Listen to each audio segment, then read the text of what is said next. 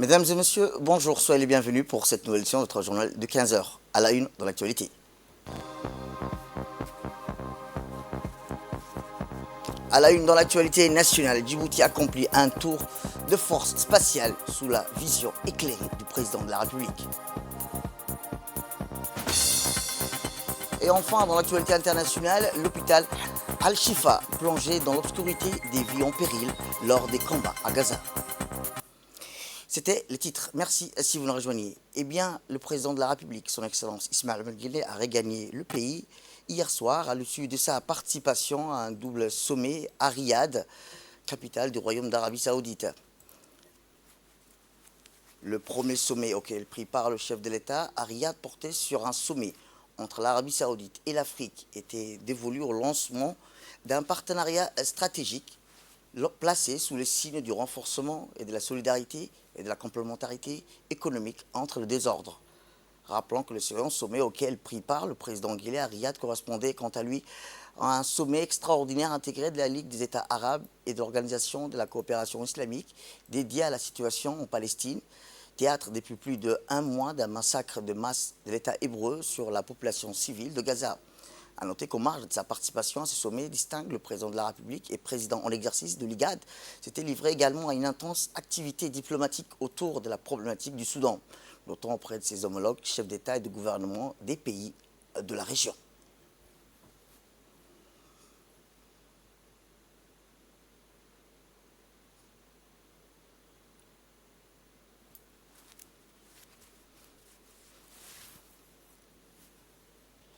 Et le président de la République, son Excellence Ismaël Omar Guelleh, a pris part hier après-midi à la capitale du Royaume d'Arabie Saoudite au sommet extraordinaire intégré de la Ligue des États arabes et de l'Organisation de la coopération islamique. Ces sommets intégrés correspondaient à une importante concertation de deux ordres sur l'état de la situation à Gaza, théâtre depuis plus d'un mois, d'un déchaînement sans précédent de violence où, sous l'effet de la guerre du régime sioniste, la population subit un massacre collectif d'un état de siège impitoyable, une destruction délibérée de ses maisons et infrastructures, un processus contraignant d'expulsion de la ville. L'objectif de ce sommet était de déboucher sur des résultats de nature à remédier rapidement à la situation actuelle qui prévaut à Gaza dans l'effusion de sang et le blocage de l'aide humanitaire utilisée à l'évidence comme une arme de guerre par l'État d'Israël. Convoqué à l'initiative du royaume frère saoudien qui occupe la présidence tournante des organisations, ce sommet a cadre avec les vertus d'une plaidoirie intégrée du monde arabe et musulman pour affluer sur le cours des événements en Palestine. S'il a entre autres été marqué par l'adoption des mesures urgentes visant à apporter un soutien immédiat à la population palestinienne, notamment des vivres et des médicaments par le biais des structures minimales en place dans les localités frontalières à Gaza, son point d'orgue consiste à mettre la communauté internationale face à ses responsabilités, en l'astreignant surtout au risque de voir dans des pans entiers des sociétés du monde lui retirer leur adhésion et confiance, source d'effondrement définitif du système des Nations Unies, à renoncer à une certaine impartialité, de duplicité et de plus éprouvé. Ces sommets pris indéniablement aussi les contours d'une alerte maximale sur le risque désormais établi d'un embrassement général de l'ensemble de la région du Moyen-Orient sur la base du génocide de l'État hébreu sur la population à Gaza. Cette réunion intégrée de la Ligue des États arabes et de l'OCI a également pris les relents d'une concertation étendue sur les réponses placées sous le signe de l'unité, de la cohésion qu'il se doit d'apporter à la situation de violence extrême à laquelle fait face avec dignité et bravoure et courage le peuple vaillant de Palestine. Dans une déclaration faite à la tribune de ce sommet intégré, le chef de l'État, son Excellence Ismaël Omar Guelleh, a condamné vigoureusement l'agression permanente du régime sioniste contre le peuple palestinien en général et particulièrement dans la bande de Gaza, avec son élargissement quotidien de la zone des génocides et des purifications ethniques. Écoutons le chef de l'État.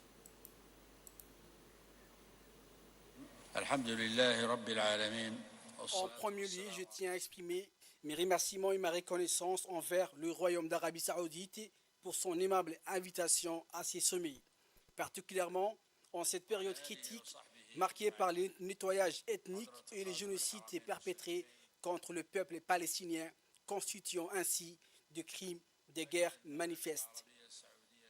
Dans cette optique, nous renouvelons notre appel pressant à l'arrêt immédiat de l'agression brutale des forces d'occupation israéliennes à l'encontre du peuple palestinien vulnérable dans la bande de Gaza. Nous demandons également la levée immédiate du blocus imposé à la bande de Gaza, ainsi que la protection des civils et la fourniture urgente d'aide humanitaire. Nous réaffirmons notre rejet catégorique du meurtre de masse, des bombardements barbares, de la destruction délibérée des infrastructures, des menaces de déplacement forcé et des famines auxquelles font face les civils et les innocents à Gaza. Ces actions violent toutes les normes et lois internationales, ainsi que les principes et valeurs humanitaires les plus fondamentaux. La bande de Gaza traverse une nouvelle Nakba où ces 2,5 millions d'habitants sont devenus les otages de l'occupation sioniste. Ils subissent les conséquences dévastatrices des bombardements criminels, privés de leurs droits fondamentaux tels que l'eau, la nourriture, les médicaments, les communications et le carburant. La gravité de la situation actuelle exige une réponse rapide, un engagement fort de tous et tous les efforts nécessaires pour mettre fin aux violations flagrantes dont la population de Gaza est victime. وأن خطورة الوضع القائم تستدعي بالإلحاح جديد استجابة فورية وهبة قوية من الجميع.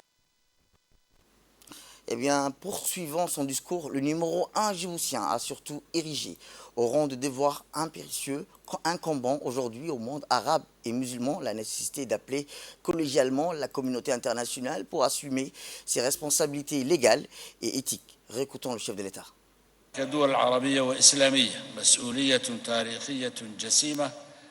En tant que nation arabe et islamique, nous portons une lourde responsabilité historique et devons assumer ces devoirs en travaillant ensemble pour soutenir nos frères à Gaza de toutes les manières possibles. Le système mondial a souvent failli à instaurer les valeurs de liberté, d'égalité, de justice et d'humanité qu'il prône, la Palestine en étant un exemple frappant.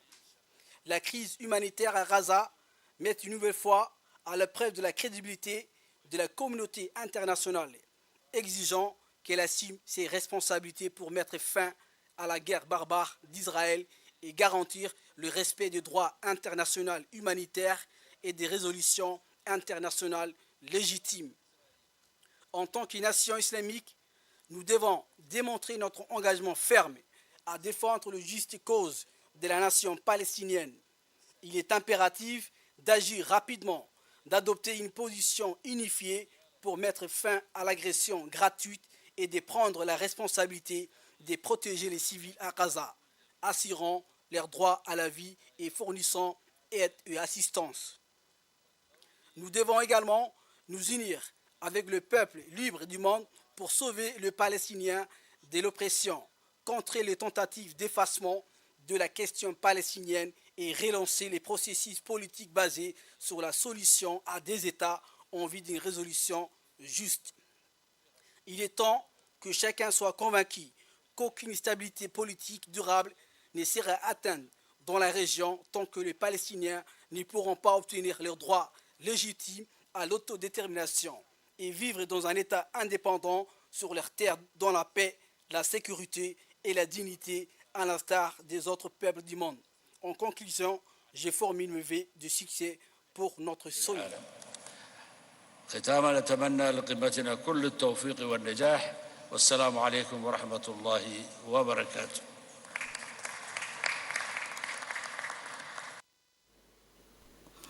On reste toujours à Riyad où, dans le cadre de ses concertations avec les chefs d'État de la région sur la problématique soudanaise, le président de la République et président en l'exercice de l'IGAD, son Excellence Ismaël Omar Guelleh, a eu hier matin des entretiens avec son homologue du Sud-Soudan, M. Salva Kiir. Cette rencontre bilatérale a eu lieu en marge des travaux du sommet Afrique-Arabie Saoudite qui s'est tenu à Riyad, au Royaume d'Arabie Saoudite.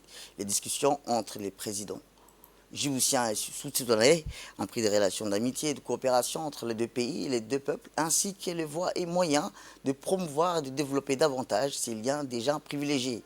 Le chef de l'État, son Excellence Ismaël Merguele, et son homologue sud-soudanais ont abordé la volonté des deux pays à œuvrer en faveur du lancement définitif d'une série stratégique de partenariats économiques et de développement entre les deux pays.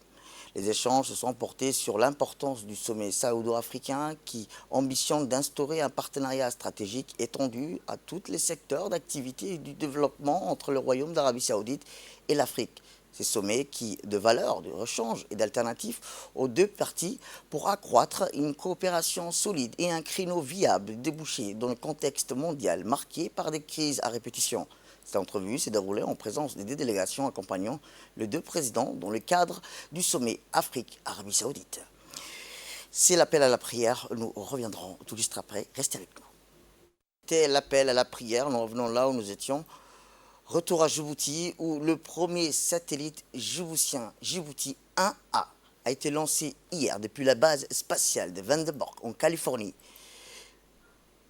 Ce matin, vers 10h34, il a émis son premier signal au-dessus du pays, confirmant son bon fonctionnement.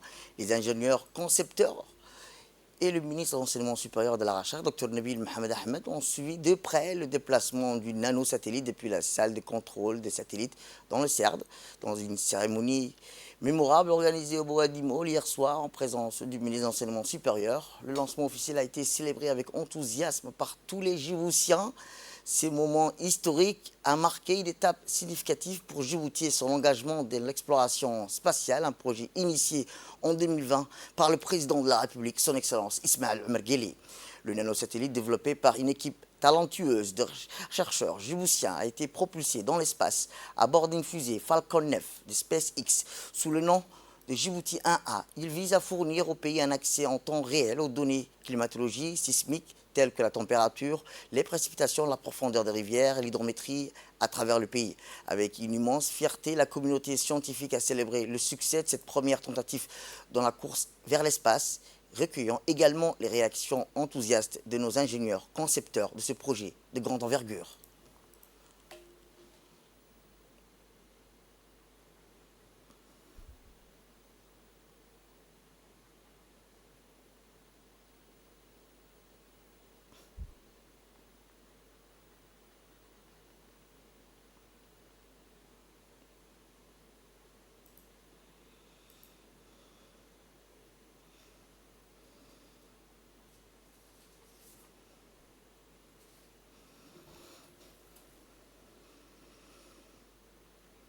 Eh bien, grâce aux données spectrales haute définition du nanosatellite, les ingénieurs peuvent améliorer les pratiques agricoles, surveiller plus efficacement les changements environnementaux. Écoutons le ministre de l'Enseignement supérieur. Aujourd'hui, un satellite, le drapeau de Djibouti est dans l'espace. Je voudrais du fond du cœur remercier le président de la République et dire encore une fois et pour toujours qu'on est fiers de notre pays, on est fiers de Djibouti. Aujourd'hui, notre pays est dans l'espace. C'est peut-être un petit pas pour des pays comme les États-Unis, la Chine, la France, la Russie. Mais c'est un grand pas pour Djibouti et pour l'Afrique. Et nous allons encore progresser et faire mieux, Inch'Allah, en mettant des satellites beaucoup plus importants, beaucoup plus perfectionnés, avec des qualités d'imagerie beaucoup plus précises. Et Inch'Allah, bitawfiq, et on est très très très heureux, c'est une réaction que je vous donne, et que Dieu, Inch'Allah, protège notre pays et nous permette toujours de se développer. Nous restons toujours dans ce sujet. Comme je vous le disais, lancé avec succès hier soir depuis la base spatiale de Vandenberg dans l'État de la Californie, le premier satellite djiboutien est arrivé ce matin à 10h34 au-dessus de notre pays et fait son premier signal, synonyme qu'il est bien opérationnel. Les activités de placement de ce nanosatellite ont été suivies de près par les ingénieurs concepteurs de ce projet, ainsi que par le ministre de l'Enseignement supérieur de la Recherche, Dr Nabil Mohamed Ahmed, et le cadre du Centre d'études et de recherche de Djibouti depuis la salle de contrôle de satellite dans le CERD, avec un sentiment de fierté que la communauté scientifique a pu recueillir la réussite de notre première tentative dans la course vers l'espace. Nos reporters ont pu recueillir les réactions de nos ingénieurs concepteurs de ce projet de grande envergure. Je vous propose de suivre les réactions.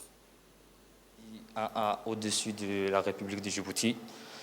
Et heureusement, alhamdoulilah, on a eu les premiers beacons, les premières données du satellite.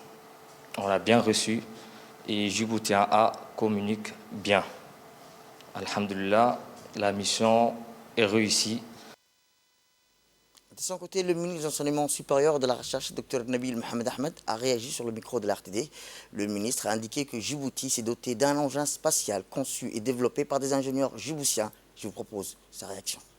Ce soir, le lancement, la mise en orbite du satellite, il restait un élément très important. Le troisième, c'est que démontrer qu'il est fonctionnel.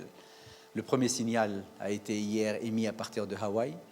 Il a été ensuite signalé au niveau de Montpellier, nos partenaires du CSUM. Et là, on est en train de suivre en direct son passage sur Djibouti et l'émission donc, du signal. Ce qui confirme que le travail qui a été fait a été très bien fait par nos jeunes ingénieurs. Je voudrais vraiment que les Djiboutiens, tous mes compatriotes, comprennent que c'est un satellite qui a été fait par des jeunes Djiboutiens et les placer donc encore une fois dans un esprit décomplexé, de croire en un avenir où l'innovation et la technologie est à la pointe et on maîtrise aujourd'hui cette technologie et on va continuer à développer des systèmes qui permettent d'aller encore plus loin. Direction Genève, où le ministre de la Justice, M. Ali Hassan Bahdoun, à la tête d'une importante délégation, s'est rendu à Genève pour prendre part à la 44e session de l'examen périodique universel des droits de l'homme. Avant de se pencher sur l'état des droits de l'homme à Djibouti, M. Ali Hassan Bahdoun s'est dit consterné par ce qui se passe à Gaza. Quels droits humains leur sont reconnus lorsqu'ils meurent dans les bombes affamés et assoiffés? La population civile que l'on brutalise en permanence, pour lesquels les droits humains les plus fondamentaux restent bafoués, d'ajouter que la République de Djibouti a soutenu la pleine application du droit international reconnu par les solutions pertinentes des Nations Unies à une solution à deux États souverains et à l'arrêt immédiat des hostilités. Le ministre a mis en exergue les efforts de Djibouti en matière de lutte contre la pauvreté et celles axées sur le traite des personnes ainsi que l'amélioration à l'accès à la santé et le droit à l'éducation, entre autres. Notons enfin que le ministre est accompagné dans son déplacement par le secrétaire général du ministère de la Justice, M. Maki Omar, le président de la Commission des droits de l'homme, M.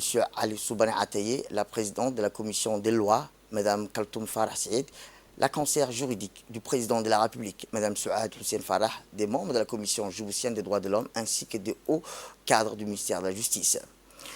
M. Ali Hassan Bahdoun, ministre de la Justice, a présenté au Conseil des droits de l'homme le 4e rapport de Djibouti en matière des droits de l'homme.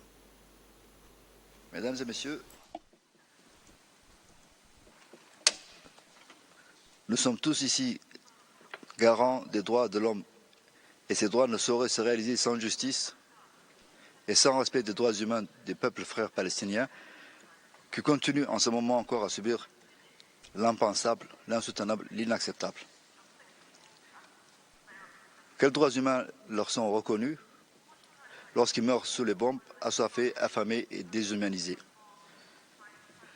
Une population civile que l'on brutalise en permanence et pour laquelle les droits humains les plus fondamentaux restent hors de portée.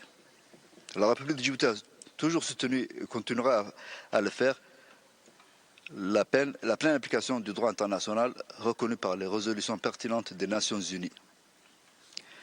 Nous réitérons donc notre soutien à une résolution politique de ce conflit, à une solution à deux États souverains. La République de Djibouti condamne avec la plus grande fermeté la violence à l'égard des populations civiles qui ne bénéficient pas des protections prévues par le droit humanitaire international et le droit de l'homme en général. Et au vu de la gravité et de la détérioration heure par heure de la situation, Djibouti soutient l'initiative de l'Afrique du Sud visant à mettre en place une force de l'ONU chargée de protéger les civils et à rétablir la légalité internationale. Pour terminer, je voudrais vous assurer de la disponibilité de ma délégation et de moi-même à mener un dialogue interactif et franc et direct avec les États membres ainsi qu'avec les observateurs du Conseil des droits de l'homme. Je vous remercie de votre attention. Dans un second temps, le ministre de la Justice s'est dit concerné par ce qui se passe à Gaza, qui est inconvenable et inacceptable. Djibouti a entrepris les démarches nécessaires pour la mise en place des programmes et politiques sobres en carbone. Ainsi, fort de son potentiel en énergie renouvelable, plusieurs projets militant en faveur de l'atténuation des émissions de gaz à effet de serre sont réalisés ou en cours de réalisation, tels que la deuxième interconnexion électrique avec l'Éthiopie, le projet d'énergie éolienne au Goubet, le projet d'énergie solaire à Bara, et le projet de développement de la géothermie. Mesdames et messieurs, les efforts de mon pays dédiés à la promotion et la protection des droits humains ne sont pas uniquement orientés vers sa seule population. La République de Djibouti a poursuivi au cours de ces dernières années son engagement en faveur d'une paix et d'une sécurité internationale durable. Fidèle à son histoire et à ses valeurs, Djibouti continue à œuvrer en faveur de la paix et de la stabilité dans la région. C'est ainsi que nous assumons depuis juin 2023 la présidence de l'IGAD, Autorité intergouvernementale pour le développement, qui, sous le leadership de son Excellence M. Ismaël Marguerite, président de la République, a apporté son soutien à la paix dans la région. C'est le cas en Somalie, où nous continuons à nous engager pour une stabilité durable. Notre pays s'est aussi mobilisé au début de la récente crise humanitaire au Soudan, en servant de hub clé pour l'évacuation et le rapatriement du personnel et des ressortissants de nombreux pays amis. De l'autre côté de la mer, la mer Rouge, nous continuons à apporter un important appui logistique et humanitaire au Yémen. Djibouti a dans un autre registre coopéré avec succès avec les Nations Unies pour éviter une grave crise écologique, une catastrophe même écologique, économique et sanitaire dans la mer Rouge en menant des opérations de transfert de pétrole depuis le superpétrolier endommagé FSO Safar vers le navire citerne Nautica. Retour à Djibouti où le ministère de l'Environnement et du Développement durable, en collaboration avec PERSGA, a organisé un atelier national de communication sur la conservation de la biodiversité marine. L'atelier a été présidé par le secrétaire général du ministère de l'Environnement et du Développement durable, M. Dine Abdallah Omar, et a eu la participation du conseiller technique du ministre, Aden Hassan Elmi, la directrice du développement durable, ainsi que plusieurs responsables des différents partis. En pris part à cet atelier, ces premiers ateliers de communication du projet visent à sensibiliser le public et les parties prenantes gouvernementales sur les problématiques et les enjeux liés à la pêche illicite, aux engins de pêche et apporter à leur connaissance les activités du projet. Il s'agira également d'aborder les rôles joués par les diverses parties prenantes et le public dans le soutien des efforts de gestion rationnelle des pêches dans la région, identifier les stratégies et les pêches durables, les efforts sur les espèces et les écosystèmes ciblés et sensibiliser la politique nationale du secteur de la pêche en vigueur en République de Djibouti. Et à ces propos, écoutons le secrétaire général. Et un instant honneur d'être parmi vous et de procéder à l'ouverture du premier atelier de communication sur la préservation de la biodiversité marine, initié dans le cadre de la mise en œuvre du projet de la Banque mondiale appelé SFISH, exécuté par le PERSGA dans la région, et qui vise à renforcer les collaborations régionales et la gestion en faveur du plan durable des pêches dans la région de la mer Rouge et du golfe d'Aden. Je voudrais avant tout remercier tous les participants et tous les représentants de l'administration d'avoir répondu à notre invitation, malgré leur agenda professionnel très chargé. Mesdames et messieurs, permettez-moi de vous rappeler que le ministère de l'Environnement attache une attention particulière dans la conservation de notre environnement marin. La République de Djibouti possède 372 km de côte où se trouvent d'importants écosystèmes naturels comme les mangroves, les baies, les récifs coralliens, les zones humides, les sites ornithologiques et les systèmes d'eau douce. En termes de biodiversité, la République de Djibouti, malgré sa taille modeste, fait partie des régions les plus remarquables mais aussi les plus fragiles en Afrique. En effet, cette biodiversité marine est sujette à plusieurs facteurs de dégradation et fait face à plusieurs menaces telles que le déchet, la surexploitation de la pêche, l'ensablement, la disparition des mangroves, la disparition des espèces et le développement de l'urbanisation rapide. Avant de conclure mon propos, je voudrais remercier Dr Ahmed Khalil, le coordinateur de ce projet et son équipe, Dr Mohamed Ismail et Dr Mahmoud Ahmed, experts de FCA, qui nous ont apporté un appui appréciable dans la préparation et l'organisation de cet atelier. Sport, pour clore l'actualité nationale, la Fédération djiboutienne de handball a orchestré hier au gymnase du lycée d'État la finale épique de la Supercoupe 2023 féminine. Les protagonistes de ce duel étaient la redoutable équipe de la gendarmerie et la nouvelle venue, l'équipe de Razdika. Sans surprise, les tenants du titre, l'équipe de la gendarmerie, ont dominé la rencontre avec un score sans appel, 24-14. Après l'intense Supercoupe féminine, le spectacle s'est poursuivi avec un affrontement de haut volet chez les hommes, la garde-côte et l'équipe championne en titre, Transit d'Ita. Se sont affrontés dans un match qui a tenu toutes ses promesses sous les vivas des supporters enflammés. La garde-côte a finalement remporté la victoire avec un score de 28-24. Cette finale a été présidée par M. Ahmed Mohamed, président de la Fédération djiboutienne de handball. Ces rencontres ont été honorées par la présence des officiels de la garde-côte, des officiels de la gendarmerie nationale, des représentants de l'équipe d'ITA, de la Fédération, de tous les passionnés de ce sport. Les victoires éclatantes de la garde-côte, ajoutées à leur récent triomphe en Coupe de Djibouti, témoignent une fois de plus de la forme exceptionnelle de l'équipe et du travail remarquable ces dirigeants dirigés par le colonel ambitieux Ouass Omar Bourré. Avec la conclusion de la Supercoupe, les projecteurs se tournent désormais vers la saison 2023-2024 du championnat. L'événement a été clôturé en apothéose par une cérémonie de remise des trophées aux vainqueurs de la Supercoupe ainsi qu'à ceux qui se sont distingués tout lors de ce rencontre. Et pour les dames, la gendarmerie, cette défaite de l'équipe de Rajdika 22-14 lors de matchs palpitants. Comme vous avez pu le voir, la saison s'est clôturée par la remise des trophées. Et nous voici aujourd'hui pour préparer la future saison qui va consister au championnat de handball scolaire, championnat de handball civil et l'organisation du tournoi IHF Trophy qui aura... Et dans l'actualité internationale, je vous dis dans le titre, les combats intenses ont eu lieu près de l'hôpital.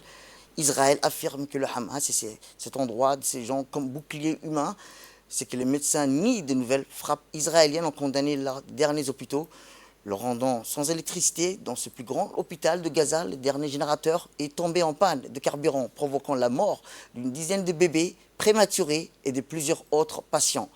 L'armée israélienne assiège l'hôpital Al-Shifa à Gaza avec des faux prétextes sans fondement. Des milliers de Palestiniens ont encore fui le nord de Gaza. Samedi, plus de 200 000 en 3 jours à Tsahal détruisent les quartiers urbains. Il convient de noter que ces conflits a fait plus de 11 000 morts palestiniens. C'est la fin de cette édition. Merci à vous de nous avoir suivis. Restez avec nous pour la suite de nos programmes télévisés. Le programme continue sur Télé Djibouti.